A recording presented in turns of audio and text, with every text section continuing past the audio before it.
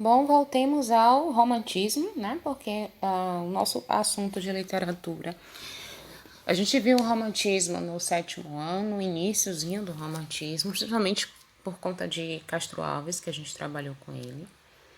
E vamos rever, porque depois do romantismo a gente vai ter realismo. E para trabalhar com realismo, a gente precisa dominar o romantismo, tá?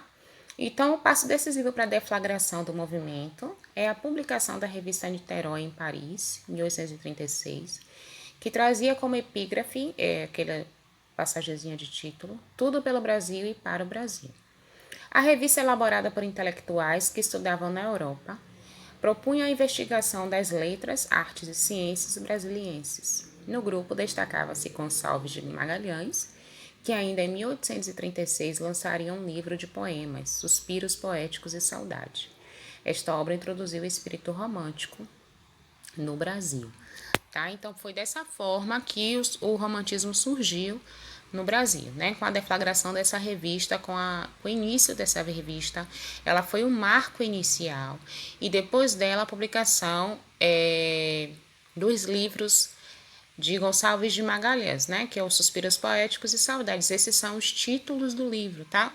Os títulos do livro eram esses: Suspiros Poéticos e Saudade. Eram dois livros diferentes. São livros de poema, livros de poesia, que traz essa nova vertente do romantismo. Agora, o romantismo ele tem características próprias, que diferenciam de outra vertente literária, né? De outro grupo literário. Então, e cada um possui a sua característica, e é o que a gente vai trabalhar nessa aula, as características do movimento romântico, que se divide em três fases, mas eu optei em dividir cada fase para uma vida aula, tá? Possibilitaram a criação de uma lírica voltada quase que exclusivamente para a confissão e o extravasamento íntimo. A nova geração foi influenciada pelo inglês Byron e pelo francês Musset. Autores ultrarromânticos que haviam se tornado os modelos universais de rebeldia moral, de recusa à insipidez da vida cotidiana e de busca de novas formas de sensualidade e de afeto. De sua imitação resultou quase sempre o patiste. Até sociedades satânicas, a exemplo das existentes na Europa, foram fundadas. Então, o que se buscava quando se deu início ao marco do romantismo era fugir da tradição, fugir daquela coisa metódica que a gente tinha no arcadismo. Antes do romantismo, a gente tem o arcadismo. E como o próprio nome já diz, arcaico quer dizer antigo. Então, o modernismo vem de moderno. A gente traz uma vertente moderna.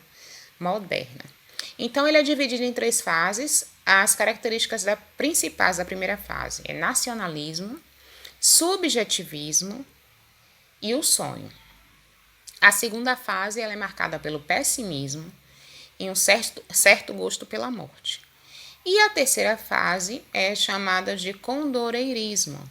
É a fase mais abolicionista, porque já está no finalzinho da proclamação da liberdade, da abolição, né? Da liberdade do negro, da abolição da escravatura. Então, em alguns vídeos, algumas aulas, alguns livros, vocês vão ter a terceira fase chamada como fase da abolicionista, tá? E tem como Castro Alves o seu principal nome. Mas a gente viu isso porque quando a gente trabalhou com Castro Alves ano passado, a gente trabalhou bastante com a terceira fase, porque Castro Alves pertence à terceira fase romântica, tá? Então, o romantismo foi um movimento artístico, político, filosófico. Ele não era só nas artes, na literatura, ele trabalhava com política, com filosofia, que surgiu nas últimas décadas do século XVIII na Europa e perdurou até o século XIX. Desenvolveu-se na Inglaterra e, por volta de 1830, atingiu um ponto alto na França, né? Em Portugal, surgiu com as revoltas em que trouxeram a liberdade. E daí a gente tem o surgimento aqui no Brasil, com essa vertente também liberal. Mas quando a gente fala liberal, não é permitido tudo e qualquer coisa. No romantismo, a gente tinha uma idealização muito grande da figura feminina. Então, a mulher, ela não era tratada como qualquer forma. Então, se você pegasse uma música como a que a gente tem hoje, vai cachorra, vai safada, vai não sei o quê, isso era completamente proibido no romantismo. Você tinha que idealizar a mulher como a figura feminina como um ser quase que angelical.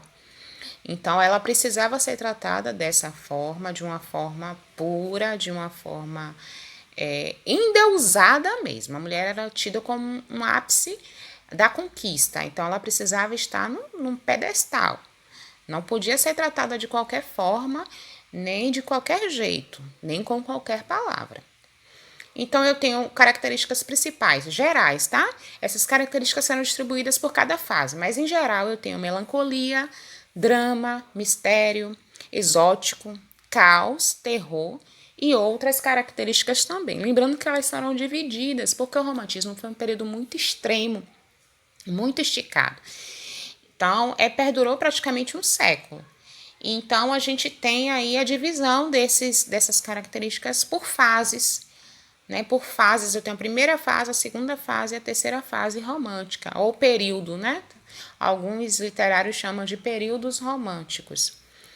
Eu chamo de fases românticas, eu acho que dá para entender melhor.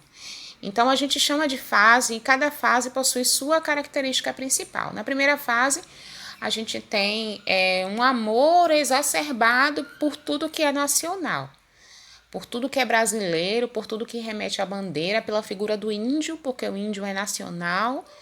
Então, tudo que seja nacional, vamos parar de europeizar as coisas e amar o que é nosso, né? Nossas florestas, nossas flores, nossos frutos, tudo que é brasileiro passou a ser muito valorizado nessa primeira fase romântica. Eu não vou adentrar na primeira fase agora, porque a primeira fase é o tema da segunda aula desse assunto. Eu preferi dividir assim para ficar muito mais organizado, para que vocês possam compreender melhor. Então, aí eu continuo com características gerais, que é subjetivismo. O que é subjetivismo? É a pessoalidade do autor em destaque. Ser subjetivo é ser você. Essa opinião é subjetiva, significa dizer que essa opinião é própria, cada indivíduo tem a sua. Então, no romantismo, a gente passou a valorizar o autor e não uma generalização. A gente vai valorizar o que aquele cara está dizendo, porque o que ele está dizendo é importante, porque ele deve ter vivido alguma coisa muito bacana para estar falando isso. Sentimentalismo, os sentimentos dos personagens entram em foco. Então, no arcadismo, a gente não tinha essa impessoalidade, não tinha essa vez da voz do seu sentimento, do seu coração, daquilo que você vivenciou. No romantismo, não. No romantismo, quanto mais sentimento for colocado na escrita, melhor é. E o nacionalismo, que é o ufanismo que eu já falei, que é o amor por tudo que seja nacional. Então, principais características. Na prosa é o que não é poema, tá? Quando eu escrevo um texto, uma redação, ali é em prosa. O texto está em prosa. Poema é aquele separado em verso. Então, eu tenho prosa e verso. A prosa, que seria contos, tudo que não é poesia. Então, eu tenho herói, heroína, românticos enfrentando algum vilão. Isso eu tenho nos romances, né?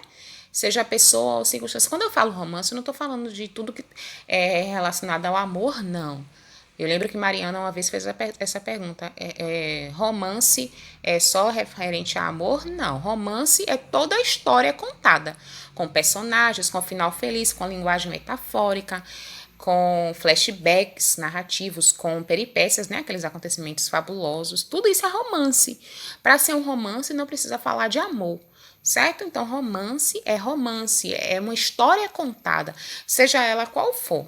Tem um livro de Machado de Assis que é Memórias Póstumas de Brás Cubas. E o livro retrata a morte, ele conta a morte dele. Ele começa do enterro, do velório, e aí vai desenvolvendo toda a vida dele. As partes de romance que ele se apaixonou são bem pequenas e são passadas bem rápido, porque não era o foco do romance, mas é chamado romance. A gente diz que Memórias Póstumas de Brás Cubas é romance. Mas é romance porque possui essas características que eu citei agora, não porque trata de amor. Se tratar de amor, é romance também, certo? A temática desse romance é amor. Eu comentei até com vocês sobre esse livro, Dom Casmurro, e ele já trata de amor, é um romance que fala de amor. Mas romance não significa que vai falar de amor sempre, tá? A prosa romântica brasileira, ela inicia-se com a publicação do primeiro livro romance brasileiro, O Filho do Pescador, de Antônio Gonçalves Teixeira e Souza, em 1843. O primeiro romance brasileiro em folhetim foi A Moreninha, de Joaquim Manuel de Macedo, publicado em 1844. O romance brasileiro caracteriza-se por ser uma adaptação do romance europeu, conservando a estrutura folhetinesca europeia, com início, meio e fim, seguindo a ordem cronológica dos fatos. Então, o romance, a princípio, a prosa, né, brasileira, quando eu falo prosa, repetindo, eu estou falando de texto. De texto porque não é poema. Se for poesia, aí já não é em prosa, é em verso. É prosa porque é romance. Então, ele era todo estruturado como o folhetim europeu, como o romance europeu. A gente não tinha, a princípio, uma vontade própria, uma criação própria, uma forma própria de fazê-lo. A gente tem isso quando a gente começa a primeira geração romântica, que aí os autores vão começar a pensar, não, vamos parar de tentar imitar o europeu, vamos fazer uma coisa nossa, vamos valorizar o nosso, vamos valorizar a nossa escrita. A gente tem tanta temática que pode ser usada. Por que ficar voltando para o europeu? Por que ficar voltando para tudo aquilo que não é nosso, para o que está fora do nosso alcance, fora da nossa visão? Já que eu tenho índio, eu tenho trabalhador de terra, eu tenho gente que vive da terra brasileira e que pode ser o foco, né, do nosso assunto, do nosso tema, do nosso verso, da nossa, aqui no caso da nossa prosa, né, do nosso romance. E aí na primeira fase a gente começa já a ter uma visão mais nacionalista, voltado para tudo aquilo que é nosso, brasileiro. Então, a característica da prosa nesse princípio é tipos, que eu tenho prosa urbana, regional, indianista e histórica.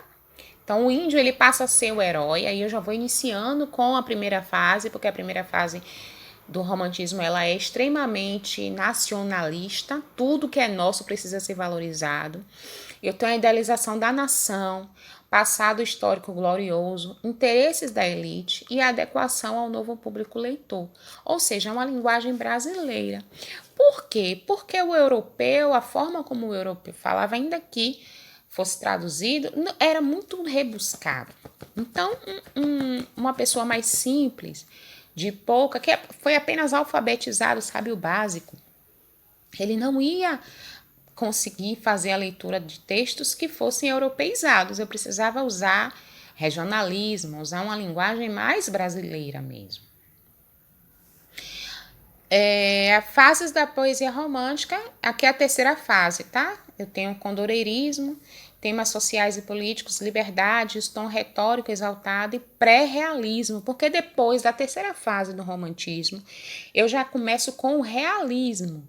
Tá? E os principais representantes dessa terceira fase é Fagundes Varet e Castro Alves, que eu já falei com vocês. Que Castro Alves é líder da terceira